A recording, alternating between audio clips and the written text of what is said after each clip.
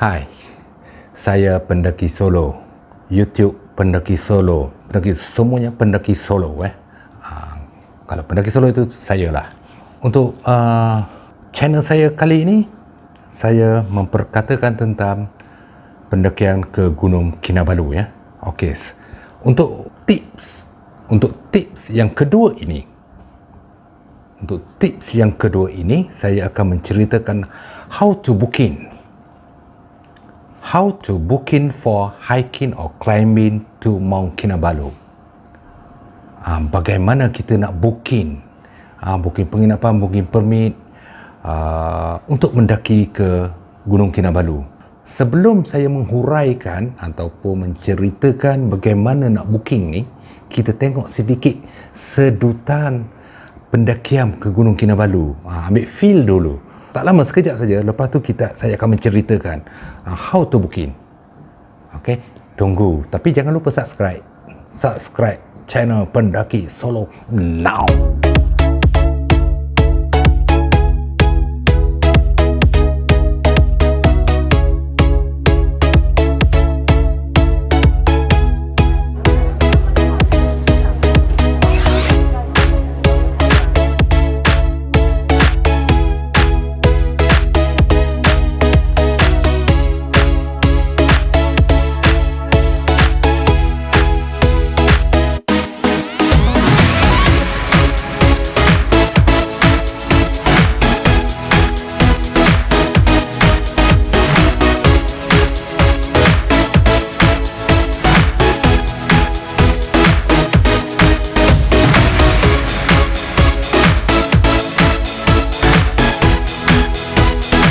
Ya, kita jumpa lagi.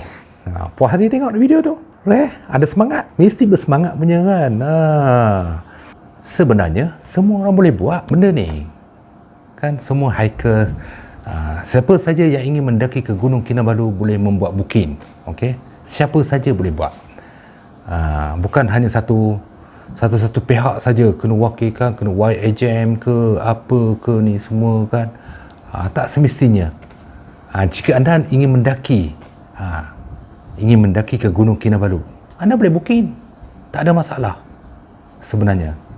So, dalam tips kali ini saya akan menceritakan bagaimana kita nak buat booking. Yang ini yang ramai yang orang tak tahu.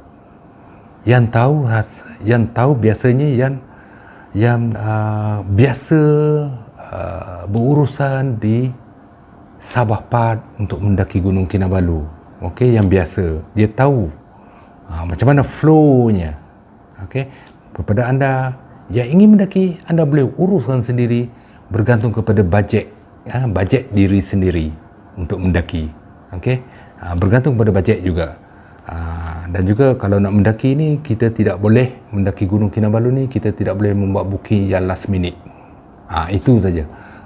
Kita tidak boleh buat booking last minute, sebab kalau nak booking last minute memang tak dapat. Okey, sebab ditambah sekarang ni norma baru hiking ataupun norma baru untuk mendaki Gunung Kinabalu amat ketat sekali.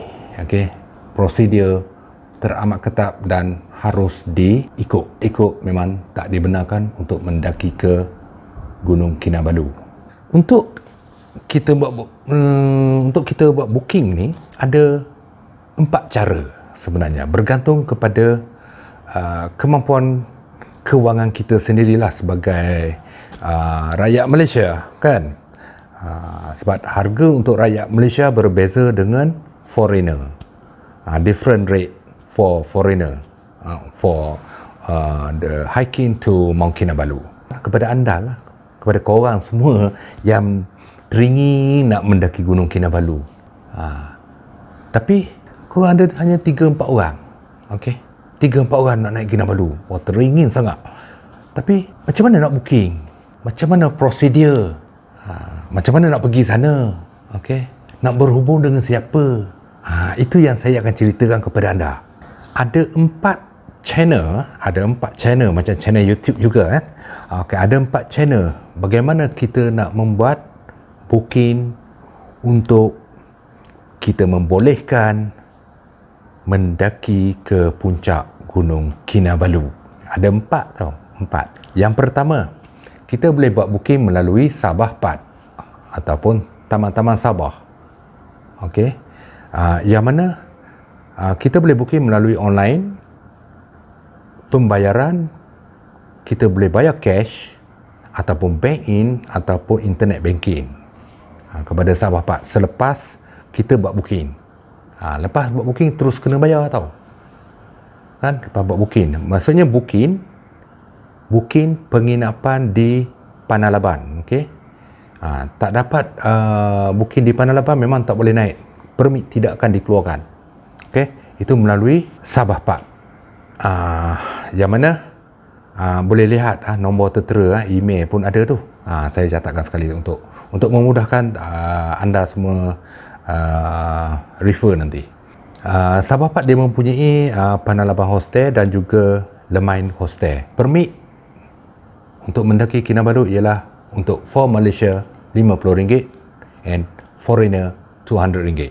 Itu normal rate. Okay. Sementara insurans RM7. Insurans tu coverage untuk rescue. Insurans for rescue. Okay, yang kedua melalui Sutera Sanctuary Lodge. Yang ni yang kedua. Sebab penginapan di Panalaban iaitu Labarata Resort, dekat atas tu yang terdapat restoran, yang mana untuk dinner, breakfast semuanya kat sana, semua di restoran tu. So anda juga boleh booking melalui Sutera Sanctuary Lodge, yang mana penginapan di Kinabalu Park pun dia ada, tak ada masalah, boleh booking. Bila booking untuk di Panalaban, lepas tu terus boleh booking untuk penginapan di bawah, okey, di Kinabalu Park. Secara automatik bila dah dapat booking tu, kita akan dapat permit. Okey, lepas tu kita bayar permit, kita bayar cash pada hari kejadian itu.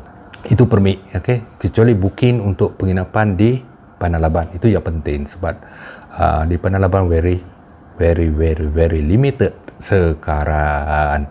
Okey, untuk berhubung dengan Sutera Sanctuary, anda boleh lihat juga, saya letak sekali dia punya email, anda boleh berhubung melalui telefon, melalui email dan juga melalui website Sutera Sanctuary Lodge untuk booking. Okey, itu cara yang kedua. Yang ketiga, seandainya anda ingin melakukan aktiviti Via Ferrata. Via Ferrata yang tertinggi di dunia, okey.